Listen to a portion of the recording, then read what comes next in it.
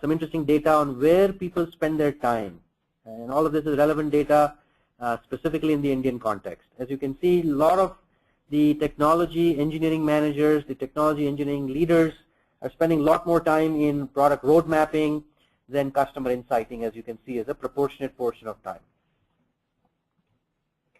So with that, I'm going to hand it over back to Rajiv, Amit is going to walk us through some very practical insights on what he sees on the ground reality, having managed thousands of people in his career path.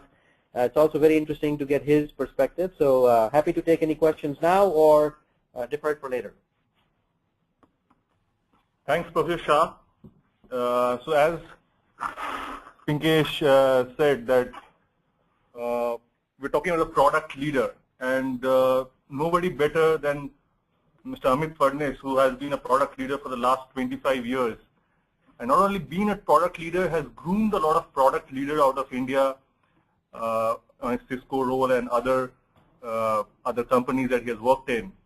He's also a board member of IPL and has also sponsored, announced a special scholarship for the EMBA class of 2014. So I'd like Amit Phadnis to take it over and spend some time, tell them what you were expecting on a product leader, from a product leader.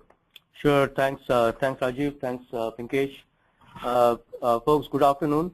I think you just sort of heard an excellent sort of narration on what does it really take you to be a product leader, and what are some of the attributes, what are the success parameters, criteria, where some of the product managers and successful ones are spending most of their time on, and things like that. If you really look at the ecosystem in India, we've sort of evolved tremendously over the last 10, 15 years, right? When I started my career, that was 20 years back, about 95% or 99% of the folks working in India were working for services organizations. In the sense, we were developing a lot of software, we were developing hardware, but we were sort of doing it predominantly for a product organization worldwide, right?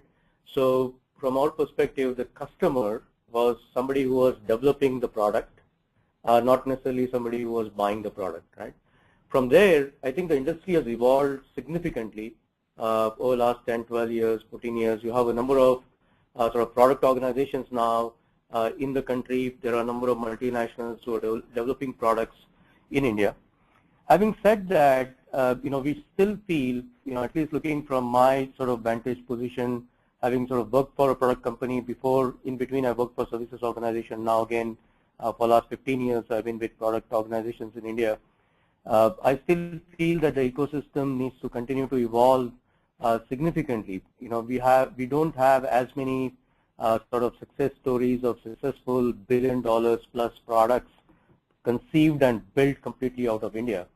And given that, at this point in time, there are more than 1 million engineers in India who are probably developing hardware and software, more software than hardware, the fact that we just haven't been able to pull off $1 billion plus product out of the country just sort of speaks volumes to the gap that we need to bridge as a community overall, right, from a product leadership perspective. So what I wanted to do was, just sort of look at some of the comparators, right? And a number of us have worked in product organizations. I'm sure that some of you are working, as you saw from the poll, in services organizations. Many of you are working in product organizations today. What is it like? What is it like to work in either a engineering services organization or product organization? And what do these organizations really focus on, right? As I said earlier, if you are working in a services company, IT services company, most likely your customer is a product development organization or somebody who is deploying the technology that you are creating. Maybe you're working for a system integrator or a product development organization, right? What are some of the benefits that we see working in a sort of IT services company? First of all, you get tremendous amount of opportunities to work on multiple technologies, right? You have an option of moving from one technology to another in as short a duration as 6 months, but you could sort of do it at the time of your choosing, right? You can work for a few years in a particular technology or a particular customer base in a domain, and then sort of choose to work in a different domain. And I think that has its values, right? Secondly, obviously, from a career standpoint, you do get to work in different cultures. You have on-site opportunities as well as off-site opportunities, and therefore, it does give you a very good exposure of what does it look like working in different cultures across the world. Third, I think it gives you, because of the fact that you have opportunities to work on different technologies, it does give you, over a period of time, a very good breadth of knowledge, right? And finally, what we see is that a number of folks in the IT services organizations sort of move to management roles relatively earlier in their career, right? I mean, I think I've seen a number of folks being project leaders or team leaders at about 5-7 years experience, right, in IT services organizations. Now compare that with a product development setup typically, and you will see that obviously, in a product organization, your customer is somebody who is going to deploy your product, is going to buy your product, right, and deploy your product. There is obviously a fine difference between who is buying and who is using the product, as Pinkesh alluded to earlier, but predominantly you're working for an organization which is building products or solutions that your customers are going to deploy. One of the requirements that we see to be successful in a product setup is that in your career you do need to build a significant amount of depth of understanding on the technology and the domain that you are working on. That almost becomes a prerequisite for you to succeed in a product organization or product setup, right? Mostly the work is off-site. Essentially you do travel, to different geographies. Essentially, when you have product development setups which are spread across the world, you have different teams working in different geographies, and a lot of integration activities get co-located in a particular location, and therefore you get opportunities to sort of travel to different geographies at that integration stage of a product development activity. But generally, you will find that most of the activities are off-site compared to what you see as opportunities in a services organization. Because of the virtues of working in a particular product area for a longer time, you get opportunities to develop a significant amount of depth of knowledge in a particular technology or a product segment, right? You may be working now in cloud computing or SDN or storage as a technology or networking or telecommunications if you're a product organization. And if you're going to be a successful product leader, you will obviously have to develop a significant amount of knowledge in that domain, both from a domain and technology perspective, but also on your product line specifically. There is another angle that you develop very well as a part of product organization, which is the overall process that you follow to build a successful product, right? And that's a significant amount of knowledge base that's required for you to be a successful product leader. And essentially, you'll also find that if you're in a product organization, typically most product organizations have two parallel tracks from career perspective. One is a technical track. You can become a very senior technical person.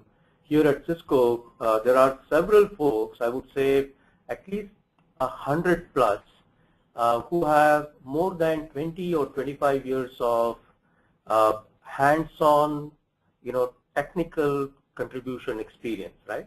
That's because they're chosen to be on the technical ladder. Now, mind you that these guys are, very senior product leaders. It doesn't prevent you from being a product leader if you're on a technical track. And then there is obviously the management track. One difference between the services company or product company is that you typically get into management a little bit later in your career compared to a services organization, typically around a 10-12 year experience boundaries when you see that people are leading teams. And the reason for that is you do expect a product leader to have a fairly in-depth understanding of the domain and the product that he's going to or she's going to handle. And as a result of that, you need to be able to spend that much time before you can actually start guiding other people or driving processes within the organization. So that, that in a nutshell is the difference between the two organizations. Now, in my career, what I've focused on when we sort of build product capabilities in India, one of the areas that we have really sort of invested in significantly is that we need to create what is called a product mindset. Okay, it's a softer aspect of a capability. Typically when you talk about capabilities, you talk about technical capabilities, or you talk about project management capabilities, or product management capabilities, marketing or sales capabilities, and so on and so forth. A product mindset is a softer attribute, right? It's really a subtle, sort of thought process that's extremely important for you to be a successful product leader, right? Be it an individual contributor, or be somebody on the management side. Essentially what we are talking about is, do you really have a very strong sense of ownership and accountability? Okay, this is one of the very important attributes, because what we find often is that, if you don't really own the product, right? And when you say that I own a product, I own a technology, it is very important to focus on who is your customer and what do you actually own, right? When you say that you're owning a product, you're essentially owning the customer sat on that particular product, right? You're owning how that product gets deployed, you're owning the quality of that particular product, and so on and so forth, right? You are not necessarily owning a module or a component or a hardware piece or a software piece, right? You really lose sleep over, does my product have the required level of quality to scale a very large customer deployment?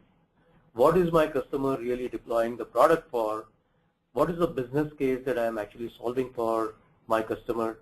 What is the scale that I need on my product, right? What is the performance parameter? What's happening on the competitive landscape, so on and so forth, right? I think these are very essential attributes that a product leader needs to think about and worry about.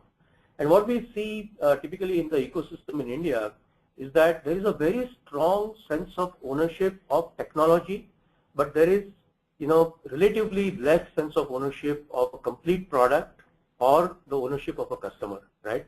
And this is a transition that several of us have to make, and we still continue to invest quite a bit in this area. The second aspect is skill sets and knowledge. I'm sorry, there is I just see that there is a typo on the slide. The second bullet that you see there is skill sets and knowledge, right? Now, breadth is important because you get something called association through breadth, and we'll talk about that. But it is very, very important for your organization or you yourself to have a significant amount of depth in what you're doing, right? Because if you're going to build a world-class product, you really need to be best of breed in what you do. Be it software engineering processes, be it hardware engineering processes, or be it specific technologies, right? Whatever it may be, you really need to be the best and have that skill set. The skill sets you typically categorize again into two sets, right? One are skill sets related to tools, environments, right? What are the tools available to you to do an ASIC design? What are the tools available to do a software design or a hardware design? The second set of skill sets are really related to domain. And again, there what we see is that there are fairly good skill sets available in the country today on the tools and techniques and processes to build software or to build hardware, right? If you're in the IT services business or even in the product business. But we feel that there are still gaps when it comes to leadership on products and technology, right? And that's a skill set that we need to build. And lastly, right, inherently, you need to sort of cultivate what is called the innovation DNA. And I'll refer to a book that I recently came across. It's called The Innovation DNA. It's written by Jeff Dyer, Gregerson, and Clayton Christensen. Clayton Christensen also wrote another famous book called The Innovator's Dilemma. Both of these are really good books, for you to go through, because they really talk about, who are the successful product leaders and what are some of the essential attributes of a successful product leader and a product company both, right? But essentially what they talk about is that you need to develop 5, what they call discovery skills, right? And you need to be at it all the time. Now, these discovery skills are associating, questioning, observing, experimenting, and networking, right? Now, let's sort of spend a couple of minutes on these, right? Associating is your ability to sort of look at something that has been done in a totally different domain. Now, let's take an example of, let's say that there is some work going on in space research, right? You recently saw that India demonstrated the capability to design and actually deploy a cryogenic engine, right? Associating is a skill wherein you actually go and talk to somebody who is completely outside of your domain, understand what they're really working on, what are some of the challenges that they have faced, and how they've solved those problems, and take the learnings from those domains and be able to apply to your domain to solve some of the customer problems or pain points or solution in a very innovative way. Now, there are several people who excel at this, and your team ideally should have at least one or two of the people who are really good at associating. Questioning doesn't need a lot of explanation, but the questioning needs to be targeted to explore specific set of answers rather than superficial questioning or questioning related to status of an activity, right? Now, typically what you will find is that most of the successful product companies, product leaders, or individuals are really good at active questioning, right? And what that essentially means is that they're asking questions to lead to very specific in-depth insights, right, into what is it that we are trying to solve and what's the best mechanism forward, right? Now, typically you will see people saying that you should be asking at least 5 whys or 5 whats before you actually end up with an answer, right? And there are several examples you will find in this book, from about top leaders in the companies as to how they have used this skill set very, very effectively. Observing, right? There is another, very, very successful company based out of the US called IDEO, right? It's a design house, and they're a phenomenal bunch of people. There is a lot of literature that you will find on the web, in the books about IDEO as a company, because they've designed, products from spacecrafts to soaps, right, and soap boxes or trolleys, and they really are good at it, and they design world-class products. And what they will tell you is that, composition of the team should be that of very, very diverse skill set. So, if you are very like-minded people on a product group, so necessarily not necessarily a very good product team, right? You need to have people with very, very diverse skill set, and they actually go recruit anthropologists, right, on their on their teams, because they want people to go and get a very deep understanding of human behavior before they actually incorporate as to what is it that they are trying to solve in their product. Experimenting. I really personally feel that this is an area and a gap that is the most wide gap, or a fundamental gap that we have in the ecosystem in India. We just do not, right from the college days, we do not have a culture of rapid prototyping, right? A lot of our education is based on theory, right? We don't spend time, or we don't get a lot of active assignments in schools and colleges, and therefore we build a very strong theoretical foundation, but we do not know how to apply that theory to practical problem solving, right? And that comes by very, very cultivating a habit of prototyping very rapidly, being able to show your prototype to an user, take some feedback, right, and be able to refine your prototype as you go along, right? It's a very essential skill for you to evolve a good product, as an individual or as a company. People call it as an agile process. There are various names to it, but it's a very fundamental skill set, which is, can you play around with the tools and techniques that you have, with the small setups that you have, create a good prototype, showcase it to your end user, get some live feedback, incorporate it back in your product development cycle, and then evolve your product as you go along, right? And last but not the least, again, we are not good at it, but you need to be really good at networking. This is a soft skill, right? Do you really go and talk to people outside of your comfort zone? Do you talk to people who are not like-minded as you, right? How much time do you really spend within your team, even within your organization? How much time do you spend talking to people who are within your group, rather than talking to people outside of your teams to see what they are doing, what is the problem that they're trying to solve, what are the tools that they are using, so on and so forth, right? So I think these are really good, sort of attributes for any product leader to develop.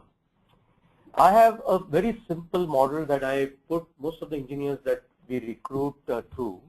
It's a 3-step learning model, right? If you are in the early part of your career, you really focus on what is it that I'm trying to learn, right?